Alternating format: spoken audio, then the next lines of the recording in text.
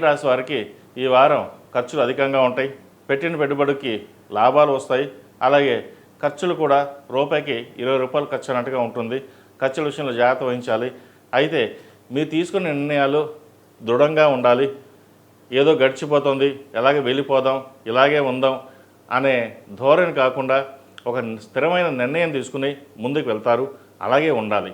లేకపోతే భవిష్యత్తులో ఫైనాన్స్ పరంగా ఇబ్బంది ఉండే అవకాశం కూడా గోచరిస్తుంది. వృత్తి ఉద్యోగాల్లో స్థానచలనం అనేది ఉంది. ఉద్యోగం మారాలనుకుంటారు.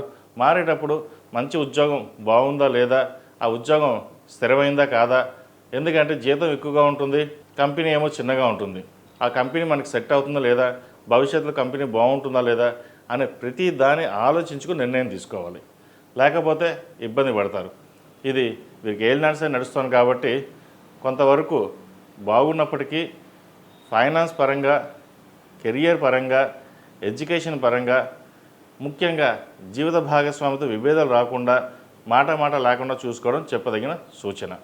అలాగే వ్యాపారస్తులకు వ్యాపార పరంగా ఇబ్బంది ఉన్నా కూడా ఈ వారం సమస్య పోతుంది.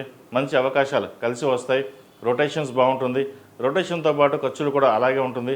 నూతన వ్యాపారం ప్రారంభిద్దామా అన్న యోచన కూడా వస్తుంది. ఉన్న వ్యాపారంలో ఎంతకాలం ఇలా సాగిస్తుంటాం, లాభాలు అలా అంతంత మాత్రంగా ఉంది, నష్టాలు మటుకి అలాగే ఉంటుంది, ఇది చేయడం కంటే మానేయడం బెటర్ అనే ఒక ఉద్దేశానికి వస్తారు. అయితే ఏలినాడ్సన్ ప్రభావం వల్ల ఎత్తుపొలాలు అనేవి ఏర్పడుతుంటుంది.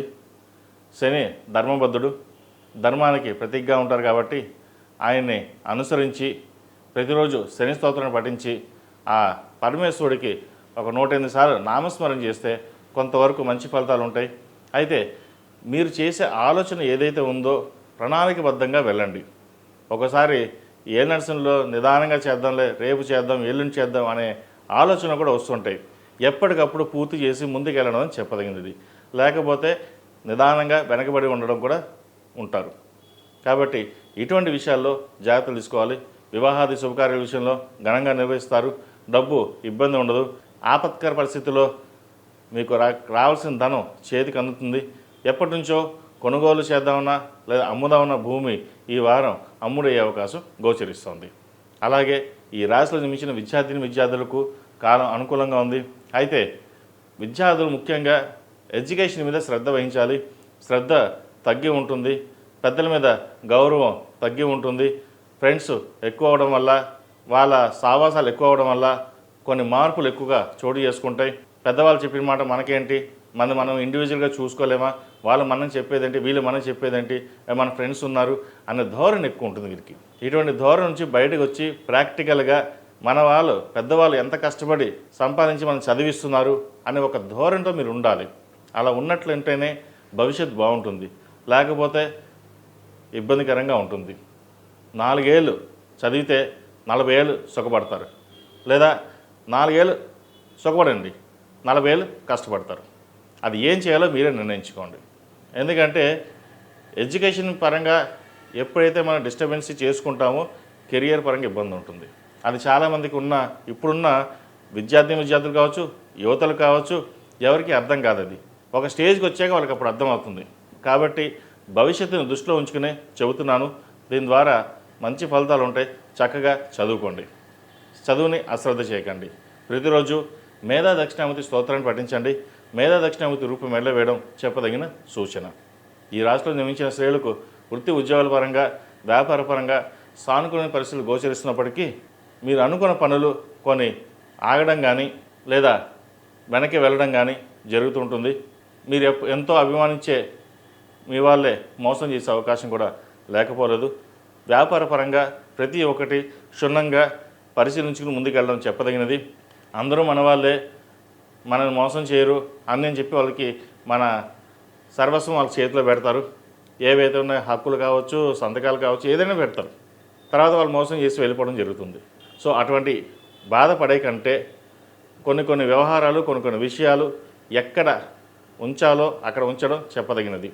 లేకపోతే మన ప్రతి విషయం, కుటుంబ విషయం కావచ్చు, వ్యాపార విషయం కావచ్చు, ఏ విషయమైనా సరే బయట వాళ్ళకి చెప్పడం వల్ల చులకన భావం ఏర్పడుతుంది. అది మీకు ఇప్పుడు తెలియకపోవచ్చు, బట్ తర్వాత తెలుస్తుంది. కాబట్టి ఇటువంటి విషయాలలో జాగ్రత్తలు తీసుకుని ముందుకెళ్ళడం చెప్పదగినది. వీరికి ఏలినాటి శని నడుస్తోంది. కొంతమందికి ఏలినాటి శని అద్భుతంగా ఉంటుంది, కొంతమంది ఏలినాటి శని కొంచెం ఇబ్బందికరంగా ఉంటుంది. ప్రస్తుతం ఏలినాటి శని మేన్ రాశిలో సంచారం చేస్తున్నారు. కుటుంబ కలహాలు కావచ్చు, పెద్దల పట్ల అఘోరంగా మర్యాదగా మాట్లాడడం కానీ, అలాగే వచ్చిన ధనం వెనక్కి వెళ్ళడం లేదా వ్యాపారంలో నష్టం, ఇటువంటి కొన్ని ఇబ్బందికరమైన వాతావరణం చోటు చేసుకునే అవకాశాలు గోచరిస్తుంది. ఇటువంటి విషయాల్లో జాగ్రత్త పడండి.